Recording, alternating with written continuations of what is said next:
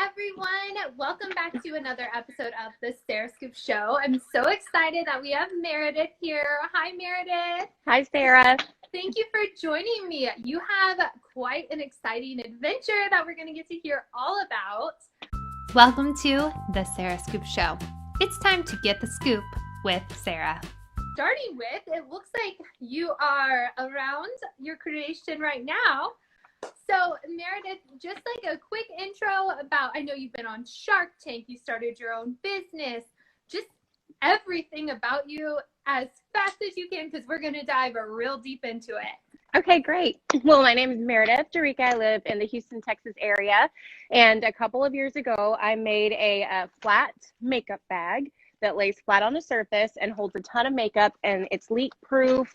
And I was issued a design patent on it. They come in 4 sizes, and we made it onto Shark Tank, and everything just blew up. We manufacture them all here in Houston at my own private facility. I had a completely different career before, so things have been really, shaken up the last 4 years in a very good way. I'm here at my showroom in Houston. We have this big wall of bags behind us, and it's quite a tale. I'm very excited.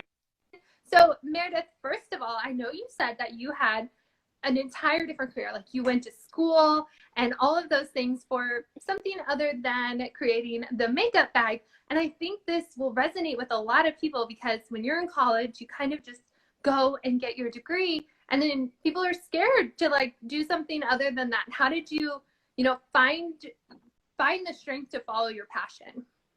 Well, I've always loved makeup, but before I was a speech therapist. Yeah. Sorry, I saw that, which is so cool. Like, what a fun job in that as well. Yes, I went to school for 7 years to do that. It was a great career. I still have my license, and it was, it is still a great career for many people. And then when the bag thing happened, as we call it, it just, I had made the bag for myself. Here's kind of an example. This one's full of shampoo, conditioner, full-size products, and it packs so flat, it takes up no space in your suitcase. So it was a unique application to the cosmetic and beauty industry with the way that it packs, as a travel item. And so everyone locally in my hometown here was kind of like, hey, make me one of those little bags you make. And I became the girl that makes the bags. And so then I was like, maybe I should turn this into a business, or try to. So I opened up a free Facebook page, and my nickname is MJ. So I thought Makeup Junkie would be a cute name for the bag. And my first month, I got 700 orders via Facebook Messenger. Wow, that's incredible. So when you were just making those bags, were you, like, I think a lot of people don't realize the hard work that's going into it when you're first starting. Like, was it just you and you were just putting them together on your own, doing the best you could? It was me and some family, and then I started like finding local people. Like, I would go to tailors, alteration places, any places that had sewing machines. And I would say, can you help me make this? I'll pay you per piece, just trying to get as much help as I can. And now, between our showroom and our warehouse, we started in my kitchen, and now we have an 18,000 square foot commercial space. We have dozens of machines, dozens of employees. It just really took off. So how the snowball rolled so quick and collected so quickly the last few years, it's almost like I need to sit down and write down every milestone that got us there, because it's spectacular. And so one thing that did happen to you that maybe doesn't happen to all small business owners and all of that is going on Shark Tank. So can you talk a little bit about that process? Because personally, I love the show. I thought your episode was so great. And I know a lot of people are always like, how do I get on Shark Tank and things like that. So I'd love to just hear your story and anything you want to tell us about this Shark Tank scoop. Okay. Yes. So I've always loved the show too, and I had just been getting, my business was not quite 10 months old whenever I had applied for the show, and I had been getting so many compliments on how unique it was, and I had filed for a design patent. So I was watching the show one night, and it said, do you have a unique idea? Go to abc.sharktank.com and fill out this application. So I know you can go to like live casting calls in person too, where you have to try out, but I just did the online application. You had to upload pictures of your design, specifics about all of the legalities, if you owned your company, if you were a debt-free company, just stuff like that, and then a description of your product. So, and then a video of yourself, a video of your products. They wanted to see you basically in an online application. So I did that, and then I kind of forgot that I applied, because there were 40,000 people that applied for my season. they told us that when we came to film, and only like 80 to 100 of us made it to filming. So it was 4 months after I applied that I got a phone call from California, and they were like, "Is this Meredith, the girl with the flat makeup bags?" And I was like, "Yes, who's this?" You know, and they're like, "This is ABC Shark Tank." And I was like, "Shut up." So basically it starts there, and they want more information. I sent them a box of my products because they want to see what you make and stuff. And then one of the producers called me back, and she's like, there is a bloodbath. They are fighting over your bags. And I was like, yay. So they like really, really were a hit with the producers. So I think that helped me kind of, you know, along the way whenever they were doing cuts and cutting people. And so they wouldn't tell you if you made it to the next round. You just had to wait for a phone call in a month, because it was a 9-month process from the first phone call until I actually made it onto the show. Yeah, that's what I was going to ask you about, because we only get to see, oh, she's on this show. We don't get to see that whole timeline that leads up to it. So people that are filling it out and applying, it's great for them to know that, like, don't be worried if you don't hear anything for a while. Mm-hmm. Yep. So, you know, a couple weeks would go by, and then I'd get another Zoom invite from the producers, because they're interviewing you, they're diving deeper into your business. And so each round, then they'll be like, all right, well, thank you. Well, if you don't hear from us, good luck to you. And so you just wonder. So you can't tell anybody that you're going on the show, because you don't know if you are or not, you know? And so when it gets towards the end, probably like month 7 or 8 of the process, then they start talking to your lawyers and your accountants to make sure you haven't lied about any of your business entities, make sure you haven't lied about your sales, anything like that. They dive in deep, you know? So, yeah, because I guess they don't want to, you know, have a person who's lying on TV, I guess. They really vet you. So then the very last round, it was about 6 weeks that I hadn't heard from them. So I told my staff, I was like, it's okay, y'all, we tried. Like, oh man, that would have been fun. And then all of a sudden I get the phone call. Can you be in California in 10 days? We're filming in 10 days and we picked you. And I was like, oh my gosh. It was just like the most amazing feeling ever, you know? So they actually filmed the whole season in like a week, which I think people don't realize. So I get out there with all, you know, 80 to 100 of us, and they sit us down and put us down in orientation. They pay for the whole trip. People think you have to pay to go on the show. Shark Tank covers everything, and they're very kind. So then they sit there and they're like, just give it your best. You're going to do practice pitch, and then you're going to have to pitch to the sharks on your assigned day. So do your best, because you only get one shot. It's not like they'll take several takes for you. You know what I mean? So, and then they say, all of you here will not be aired. So we're going to select who we want to air out of the group of you after y'all film. And then we all kind of looked at each other, because we were like, wait, I thought since we made it here, we're definitely going to be on TV. It's not the case. So then the anxiety went from, did I even make it into the filming of the show? And then am I even going to get aired after all of this time and money and work I've put into this, you know, hoping to get this kind of exposure, you know? So when you found out, like, your 10 days, because you obviously are very passionate about your creation, which I just love, because you can tell, like, you've made something that you truly believe in. So you get your 10 days notice. How did you decide what you were going to bring with you? Like, because do you set up your whole display on your own? So basically, in order to become a finalist on the show, you had all those Zoom meetings I told you with the producers. You had to do that. So they give you like dimensions. So in my office, we had to tape off a space and set up a fake Shark Tank table. Like, they want to say, what would you bring, you know? And then once I got feedback from the producers, and they were like, okay, well, maybe not that, maybe that, just because of the camera orientation stuff, then you just ship it to them, and they hold on to it, and then they have a nice little crew of people that set it all up for you, and, you know, make it pretty. That's so fun. And what an exciting, like, opportunity that you had. You already had this amazing business going. So it wasn't like you were totally dependent on, you know, Shark Tank. Like, you were already passionate about it. And I don't know if that's your advice. Like, I think that's what I'm kind of getting from you. It's like, be passionate about your product already, and know that, like, with or without Shark Tank, you're going to do this and believe in it.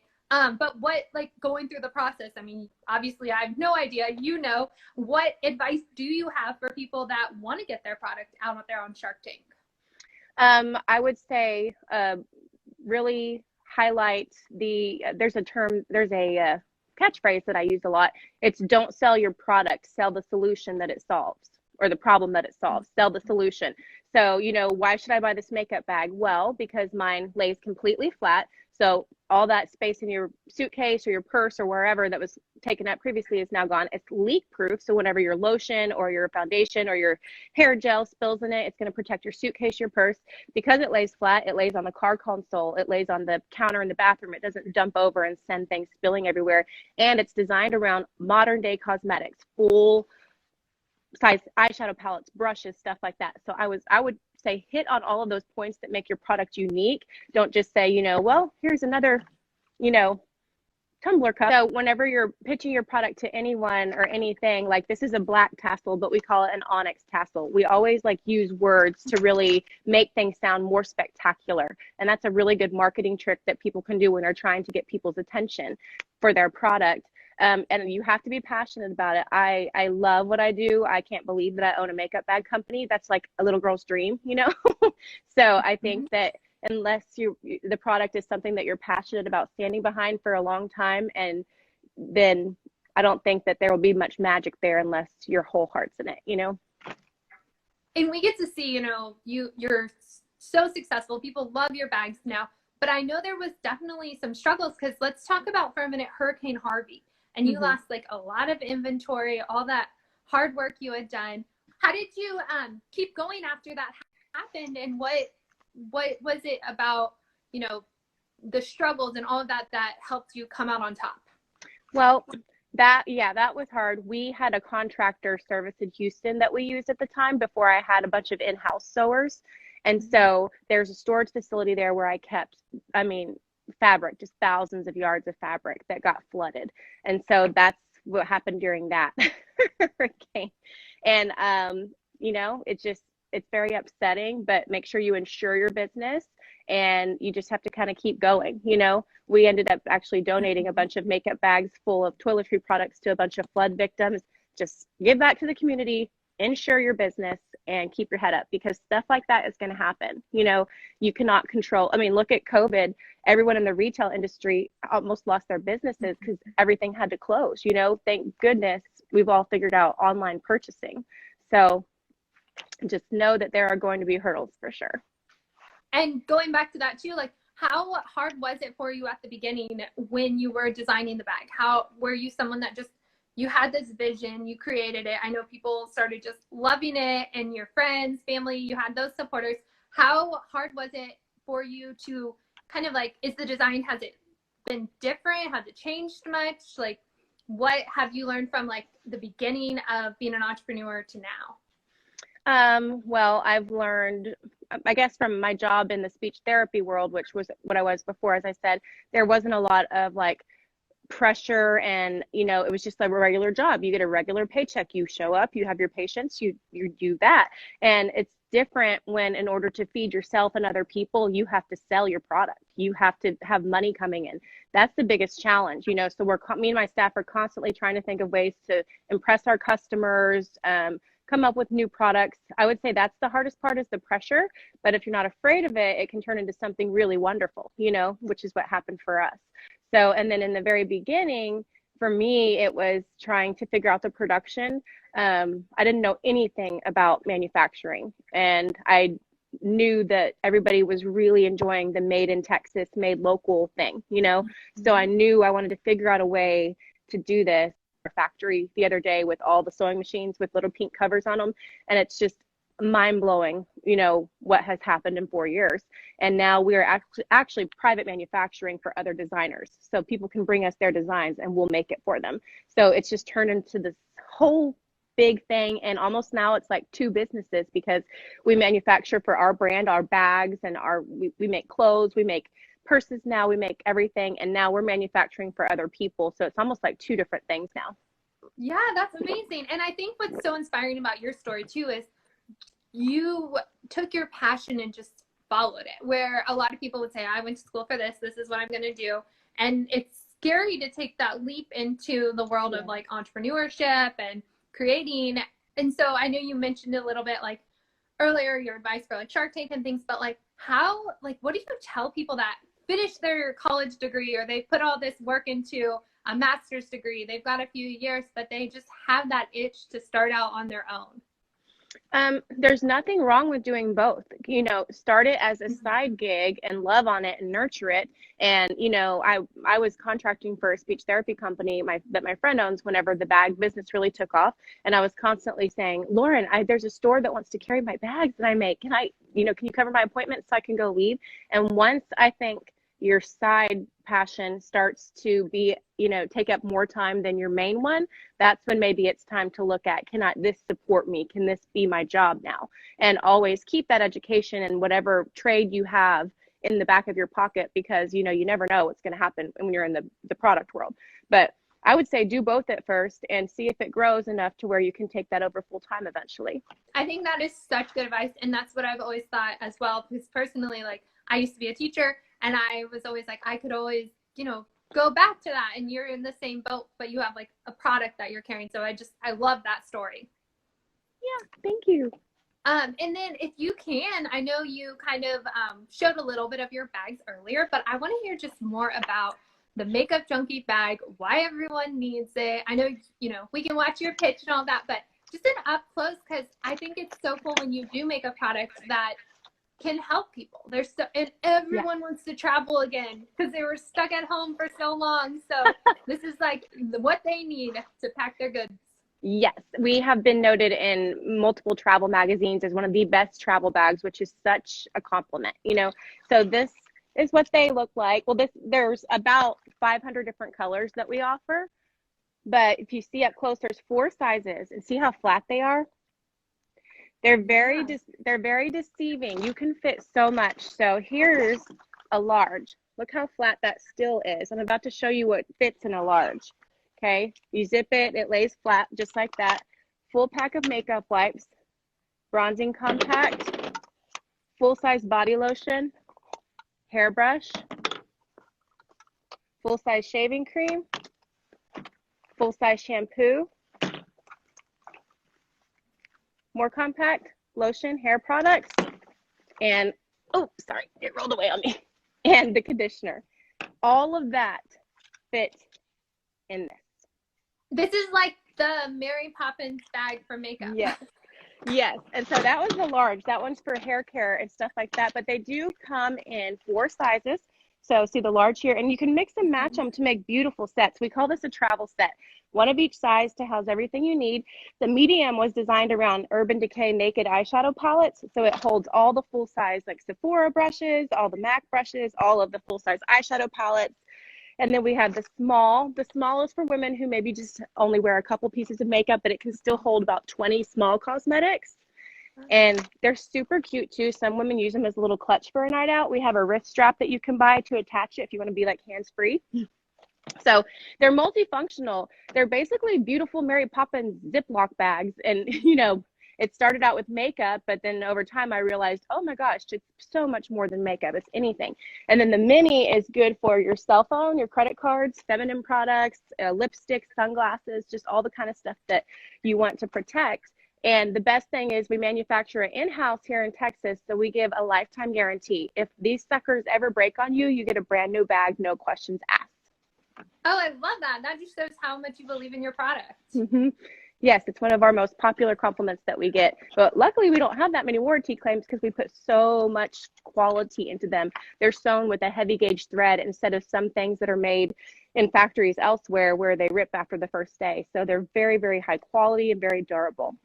Was the large bag that you first showed us, was that your original design and then the other ones came, or did you start with which one was your original size? The medium one here. Okay. Because I was going on a trip and I have like 3 of those big eyeshadow palettes, and I was like, I'm so tired of shoving them down in my bag. So I went to the local craft store, Hobby Lobby. I don't know if y'all have those where you live, but it's just a craft store, and I bought some fabric. And I can't sew you like a dress, but I can sew straight things like pillowcases or curtains.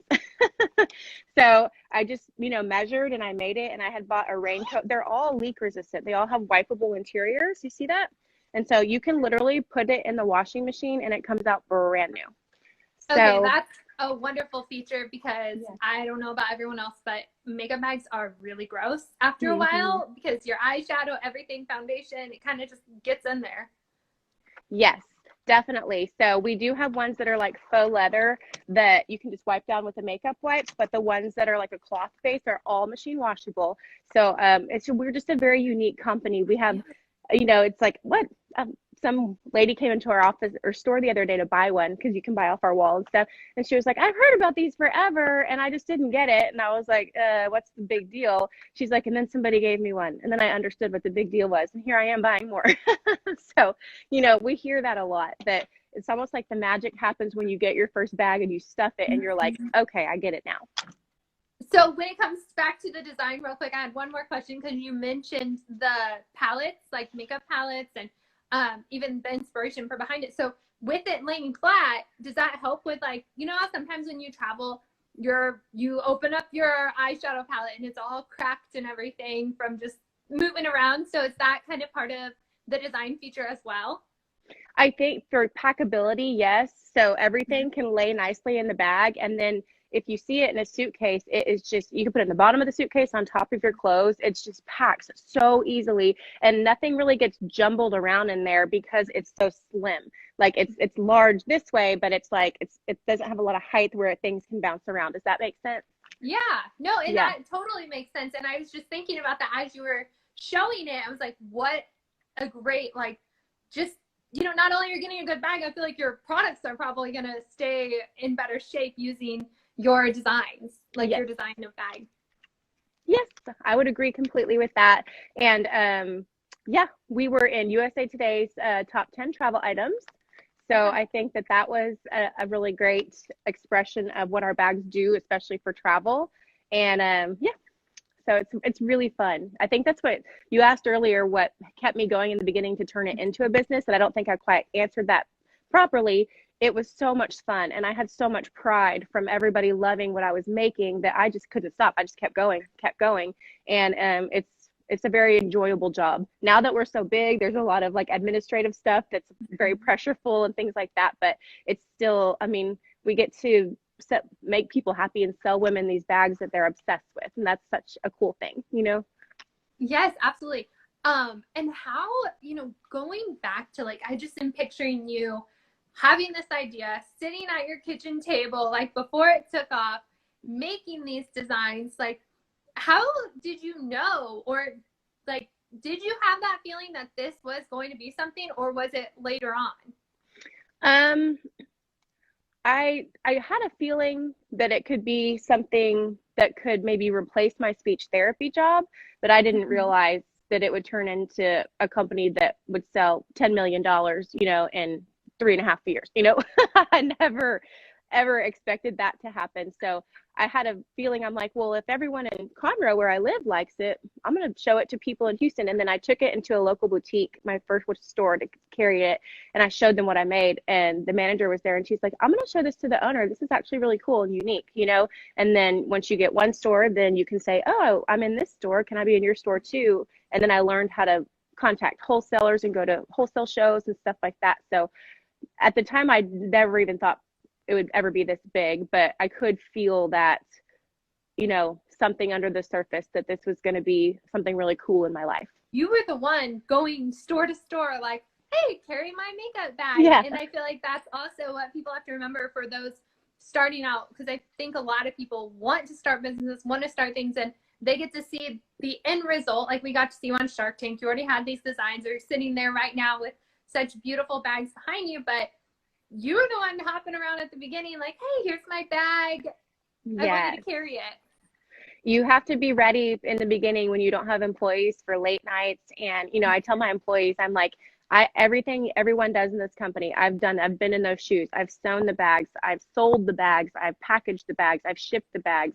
I've done returns on the bags. I've customer serviced. I've answered phones. I've done computer, it's like you have to remember before you have people that you did all that yourself, and I couldn't have done it without the help of my friends and family who pitched in back then because, God, it was overwhelming, Yeah, I'm sure, because like you've grown this huge company, so it's just amazing. You were talking earlier, you gave us your whole story about Shark Tank, which I think Shark Tank's awesome. I want to hear a little more about your experience on there and like what you felt like when you were filming, because that was, I'm assuming, your first time being in a situation like that, where, you know, it is like a reality TV kind of experience, and you had the sharks right there in front of you. Like, what was it like being on the other side, not like the viewer anymore, but the star of the show of that episode? Gosh, it was nerve-wracking. And, you know, you pet talk to yourself the whole time, like, okay, get it together, get it together. And there's all the producers are in there, because on the show, they, first of all, they clip it down to like 8 minutes, and you're in there for like an hour, you know, and they're asking you all these questions, and it's a little bit intimidating. I feel like they were kind to me. If you watch my episode, I think that I didn't get, you know, targeted too much. You know, they say sometimes that they'll be scary. I thought at the end of my episode, I even said, y'all aren't as scary as people say, you know. So it was very nerve-wracking, but it was so life-changing. It changed my life. It changed my company. I think we sold in the 6 weeks after the show almost what we sold in the entire year before. So the exposure is so priceless, and I would do it again tomorrow if I had the choice. And yeah, you went in right into my next question, actually, because I was wondering what it was like after, you know, what your life was like after the show. It's very exciting to have had that exposure. They still do reruns, in fact, and we call those, we're like, yay, happy rerun day. The website's going, you know, lighten up today. So that's fun. And then I think people don't understand too, that the connections that you make on the show are not just about with the viewers. Like there was a producer that I was introduced to, acquaintance with through the show, because some of the contestants are real quiet and they keep to themselves and they don't want to talk to anyone. I'm not like that. I'm talking to the food people. I'm talking to the producers. I'm talking to everyone. So I made a connection, and I was invited to showcase my products at a private Hollywood party with, and I got to meet Tyra Banks, Rebel Wilson, all these cool people. And I got to take my bags and give them as gifts to them and stuff like that. So I also think people just starting out should remember, network yourself, make friends, change cards, change phone numbers. You never know what's going to bridge you to something really cool. That's what a fun story. Like, you were on the show Shark Tank, and then it's leading to these other Hollywood kind of events and things. So if you're out there listening, Meredith has some really good advice. Like, I feel like you are very bubbly and friendly, but do you get nervous, like, talking about your products in a way that you're like, oh, I'm like, I don't know, I don't want to come off, like, some people don't want to come off like pushy or things like that, but I mean, if you don't, it's like you don't stand out. So how do you recommend, because I feel like you just have the perfect, like, personality for sharing about your makeup bags and your passion and all of that, but I don't know, I'm sure you probably get people asking you for tips and advice when they get to see your success story. Well, I see what you're saying with that, because you don't want to be Mr. Pushy Salesman, and every time you go to a party or something, they're going to be like, oh God, here's Bob trying to sell me his golf holder, you know. So I think as a, you know, in the education system, which we both worked in, you know how we always had to follow a negative with a positive for a child when you're conferencing with a parent or something. I think that you should pair part of your personality with your product. So for example, I do text message marketing. People can sign up for it. I don't just go, you know, here's a 10% off coupon and here's the link to buy this product. I do a joke, you know, it'll be like, you know, went to a party with the mushroom. He was a real fun guy. Oh, by the way, restock the website. So, you know, try to like connect with them on a personal level, and then they will want to buy what you make because of that connection, because people buy from people, you know, and I firmly believe that. I like your story is so inspiring, and I'm so excited to share it with everyone, because it's just, you know, I love that you went for your passion. I know I keep saying this, but I feel like a lot of times when I talk to somebody that's done a business or something, it's like, I think fear keeps people from just going for it. And I'm sure that you probably experienced a little bit here and there, but it's just that you can just tell you're doing what you love. And it's great to be able to talk to someone that is so just passionate about your product that you've created and truly believe in it. So thank you for that. Thank you so much. Thanks for having me too. I mean, I appreciate you letting me share my story. Yeah. So Meredith, for people, because I mean, you've convinced me. I'm sure you've convinced a lot of people that want to purchase one of your bags. Where should they follow you? Where do they come? What's the best way to either get one or keep up to date about, do you release new designs often? And just, yeah, anyone that's interested in kind of learning more about how to buy one of these fancy bags. Okay, well, you can definitely purchase on the website. It's makeupjunkiebags.com. And then as far as Instagram, it's at Makeup Junkie Bags. And then I have a personal Instagram that I kind of like tease new products, and I'll just put stuff about my life at the factory, and, you know, versus the business page that's more about the bags and what's coming out that week. And my personal is at MJ Makes Bags. So give me a follow. It's a private account, but I'll approve you as long as there's not a serial killer in your picture window. So, yeah. And then the website, everything's returnable, everything's warranted. So a lot of protection for our customers. And then we have over 5,000 stores and boutiques that carry them, online boutiques, brick and mortar stores, things like that. So if you Google your area, you may find a location. And the location you're at now, is that your headquarters? Yes, this is a wall in my sales office. So this is where we do the shipping, the distribution. My office is here. We pack the stuff. We do all the customer service. I have a staff over here that's a pot of computers. And then it's also a store, so people can walk in off the street and purchase stuff. So if you guys want to see where all the magic is happening, you can actually go in store and purchase the bag. That's awesome. Mm-hmm. Yes, ma'am. In St. Conroe, Texas. Thank you so much, Meredith. I really appreciate you talking about being on Shark Tank, creating the Makeup Junkie bags, and just your whole story. So thank you for being so open today. We will definitely make sure to get this shared. Thank you so much to everyone for tuning in to another episode of the Sarah Scoop Show. Meredith, anything else you want to add before we sign off? Thank you, guys. And if you buy them, I hope you love them. They make great gifts too. So if it's not for you, if you gift it to someone, there's a lot of happy people in the world that have them as gifts. So thank you guys for listening. And to my story, come follow me and learn about this life that we live. And thank you.